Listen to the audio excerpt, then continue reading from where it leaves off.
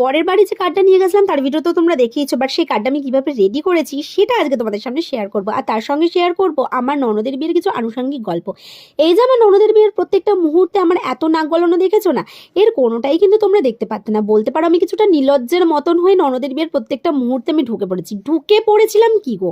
ননদের বিয়ের পুরো দায়িত্বটা আমি আমার কাঁধে নিয়ে নিয়েছিলাম, মানে বিয়ে থেকে শুরু করে অষ্টমঙ্গলা শুভচণ্ডী পুজো পর্যন্ত এই সমস্ত কিছু আমি নিজে হাতে করেছি। কোনো কিছু পাওয়ার আশায় কিন্তু ননদের বিয়ের কোনো কিছুতে আমি ঢুকে পড়িনি। আমি জানতাম কি আমার শ্বশুর শাশুড়ি প্রচুর টাকা খরচ করবে ঠিকই, কিন্তু কোথাও গিয়ে হয়তো খামতি ঠামতি থেকে যেতে পারে এই কথা ভেবে আমি বিয়ের মধ্যে ঢুকেছিলাম। বাট সেই খামতি থেকে গেলই। আর সেই খামতিটা থেকে গেল কার কারণে? না আমার কারণে। নিজে হাতে আমি খামতিটা করে ফেললাম। চলো আজকে সেই গল্পটাই তোমাদের সঙ্গে শেয়ার করব। প্রথম দিকে জানো তো আমার ননদের বিয়ের প্রত্যেকটা কাজ আমি খুব সূক্ষ্মভাবে পুঙ্খানুপুঙ্খভাবে প্রত্যেকটা করেছি।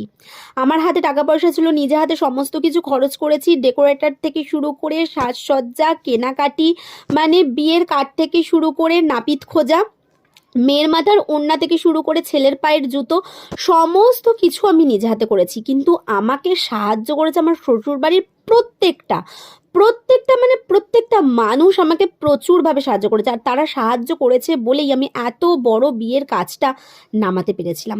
প্রত্যেকটা লোককে আমরা ভালো পেয়েছিলাম, মানে সাজসজ্জার লোক বলো, ডেকোরেটরের লোক বলো, প্রত্যেকটা লোককে আমরা ভালো পেয়েছিলাম। কিন্তু ওই এক ড্যাশের বাচ্চাকে পেয়েছিলাম যাকে আমরা ক্যাটারিংয়ের কাজটা দিয়েছিলাম।